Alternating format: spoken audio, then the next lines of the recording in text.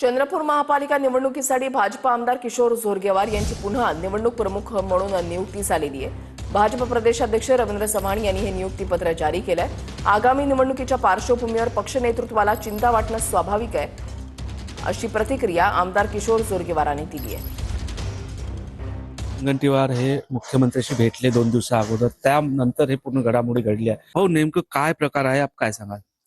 ज्या पद्धतीचे निकाल आता या जिल्ह्यामध्ये लागले, भारतीय जनता पार्टीला 11 पैकी केवळ एका ठिकाणी विजय मिळाला, तर स्वाभाविकपणे पुढच्या निवडणुकांच्या विषयी पक्ष नेतृत्वाला चिंता वाटणं स्वाभाविक आहे। आणि त्याच्यातून हा निर्णय झाला आहे का की अधिक कोणी यांना जोडावं असं वाटलं का?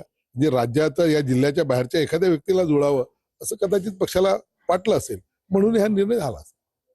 पुढची भूमिका काय असणार? आज बैठक देखील आहे आपली, बैठकीमध्ये काय मागणी करणार आहे? बैठक आज आमची ही निवडणुकीच्या नियोजनाच्या दृष्टिकोनातून आहे। निवडणूक कशी करायची, निवडणुकीमध्ये युती करायची का, जे आमचे सहकारी मित्र पक्ष आहेत ते, आणि एकंदरच निवडणुकीचं संचालन कसं व्हावं, निवडणुकीच्या नियोजनाची बैठक असावी आहे असं मला या ठिकाणी म्हणायचं। तर हे होते आमदार किशोर जोरगेवार। निलेश दहाड, TV9 मराठी।